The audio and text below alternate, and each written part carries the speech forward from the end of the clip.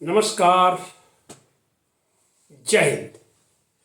पूर्णचंद्र कांडपाल आज आपके सामने हिंदी में बात कर रहा हूँ। जनजागृति का मेरा एपिसोड नंबर है 394। एक दिन कुमाऊनी में, एक दिन हिंदी में, छोटा छोटा वीडियो मेरे होते हैं। जनजागृति तो आज जनजागृति में हमारे घरों में अक्सर दो महाकाव्यों की चर्चा होती है। होता है रामायण, जिसके आरंभिक रचनाकार संस्कृत में जो ये लिखी गई थी वो वाल्मीकि जी थे, जो बताई जाती है कि 4वीं से 7वीं शताब्दी में लिखी गई। और उसके बाद दूसरा है महाभारत। और पर आज मैं रामायण की शिक्षा कुछ जो हमें मुख्य 5 शिक्षाएं क्या मिलती हैं, मैं उनकी चर्चा करना चाहता हूँ। बहुत ही सूक्ष्म में करना चाहता हूँ। तो रामायण में हमारे जो वर्तमान में जिसका ज़्यादा अध्ययन होता है वो है रामचरितमानस, जिसके रचनाकार तुलसीदास है और जिसका रचनाकाल है 1574 ईस्वी में। तो उन्होंने इस महाकाव्य को लिखा था। तो अब 5 शिक्षाओं की अगर हम जब बात करते हैं तो सबसे पहली शिक्षा है कि पुत्र राम जैसा हो, जो एक आदर्श पुत्र है, जो कि अपने पिता की आज्ञा को मानने में उन्होंने बिल्कुल भी कोताही नहीं करी। उन्होंने कहा तुझे बन जाना है 14 साल के लिए, तो निकल ले। आज के युग में हमें ये दिखाता है कि एक शिक्षा तो ये है कि आदर्श पुत्र वही है जो अपने पिताजी की आज्ञा को माने। दूसरा शिक्षा जो हमें मिलती है इस मानस से वो है भरत सा भाई। भारत ने आज जो हमें देखने को नहीं मिलता है इस कलयुग में, लेकिन भरत ने देर नहीं लगाई और कहा नहीं, मेरे भाई का हक है राज गद्दी पर बैठने का, इसलिए मैं तो उनकी चरण पादुका को लेके। तीसरी है इसमें जिद है। इसमें इसको मैं छोटे छोटे 5 जिद में बांटता हूँ। महिलाओं की ये जिद है। तो मैं सबसे पहले जिद लें तो कैकई को ले लीजिए। कैकई ने जिद करी, नहीं जी बन जाएगा, मेरा बेटा बैठेगा। कहते हैं, विद्वान लोग कहते हैं कि राजा दशरथ को वरदान जब दिए थे तो उसी समय दे देने चाहिए थे। कहना चाहिए नहीं चाहिए था कि हाँ जब मांग लेगी मांग लेना। उसने ऐसी जगह पर मांगे, अगर उसी दिन वरदान दे दिए होते तो यह घटना नहीं घटती। तो ज्ञान क्या मिला कि जब भी वरदान दो भैया आज ही मांग और अभी मांग, उसके बाद भविष्य में तेरा कोई कैसी परिस्थिति आएगी वो नहीं होगा। दूसरा है इसमें बन जाने के लिए सीता जी का जिद। वनवास तो सिर्फ राम को दिया था, उनको तो दिया नहीं था, लेकिन वो जिद में आ गई, मैं तो आऊँगी। अगर उर्मिला भी ऐसा ही कर देती तब क्या होता। तो ये भी एक शिक्षा मिली है कि उन्होंने जिद करनी नहीं चाहिए थी, ऐसा विद्वान मानते हैं।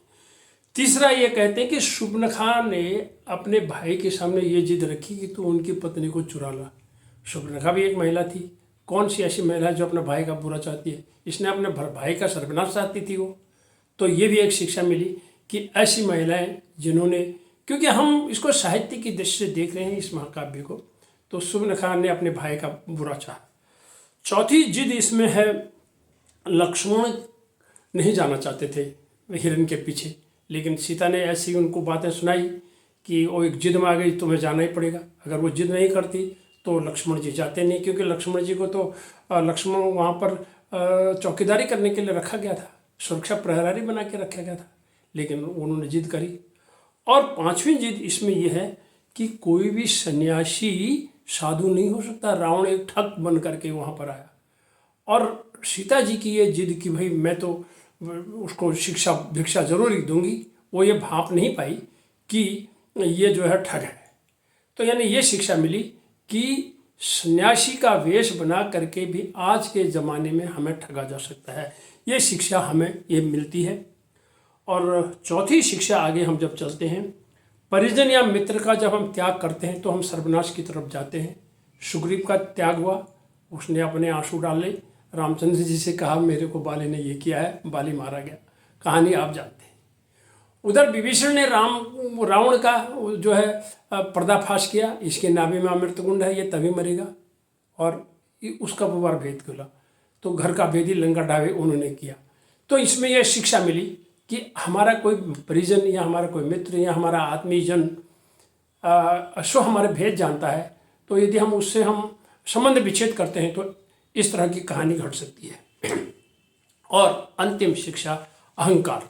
रावण जैसा विद्वान आदमी, इतना प्रकांड बलशाली, लेकिन वो अहंकार में ये कह बैठा कि इस संसार में मेरे से कोई बड़ा नहीं है, न कोई मेरे से बड़ा विद्वान है, और जितने भी उल्टे काम उस आदमी ने करे और सारे जग जाहिर है। दोनों यानी संस्कृति की रामायण में भी और रामचरितमानस में भी इसका पूरा वर्णन है। उसने अपनी पत्नी की नहीं सुनी, अपने भाई की नहीं सुनी, किसी की भी नहीं सुनी, लेकिन वो अहंकार से, तो इसमें ये मिलता कि अहंकार एक ऐसी चीज़ है जो सर्वशक्तिमान और विद्वान से विद्वान आदमी के विवेक को भस्म कर देता है, क्योंकि वो अहंकार में आ जाता है तो उसका फिर अंत में सर्वनाश हो जाता है। कुल मिलाकर के ये रामचरितमानस इतना बड़ा महाकाव्य है जिसको हम रामलीला में देखते हैं, जिसमें 7 कांड हैं, लेकिन इसको मैं सिर्फ 5 शिक्षाओं में लेके आया सूक्ष्म में कि रामायण से यानी रामचरितमानस से हमें ये 5 शिक्षाएं क्या मिलती हैं, जो बहुत ही सूक्ष्म में मैंने आपके सम्मुख रखी। आइए हम इन शिक्षाओं को कोशिश करें ग्रहण करने के लिए। हम मनुष्य हैं, अगर हम विवेक से ध्यान से कभी इसका मंथन करेंगे तो हम जरूर समझेंगे कि इस मानस से हमें, सिर्फ हम एक सुंदरकांड पाठ कर करके हम समय पास करके निकल जाते हैं, लेकिन ज्ञान क्या लेते हैं? क्या तुलसीदास की लिखी हुई एक शब्द को, एक वाक्य को, एक चौपाई, एक दोहे को क्या हम अपने हृदय में भी उतारते हैं? क्या उसके क्रियान्वयन को भी हम करते हैं? क्या राम की मर्यादाओं पर भी हम चलते हैं? सबसे बड़ी शिक्षा तो यही होगी जब हम इस बात का मंथन करेंगे। इन्हीं शब्दों के साथ धन्यवाद, नमस्कार।